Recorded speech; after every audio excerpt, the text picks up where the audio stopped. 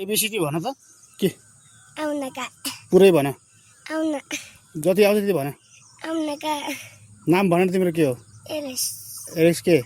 एलेस पुराले के भन्न आउँछ मलाई अरू केही नै भन्न आउँदा के आउँछ त मलाई त केही नै आउँदैन अघि भनेको थियो त अनि के हुन्छ अरे या अनि जी पुरै भने नि के हुन्छ अरे पेट दुख्छ के हुन्छ अरे पेट कहाँ दुख्छ पेट यहाँ पुरा भने नि पेट दुख्छ हो ए बा हजुरको घर कहाँ हो नि मेरो घर कुसमा हजुरको नाम के हो मेरो नाम टेकबहादुर तामाङ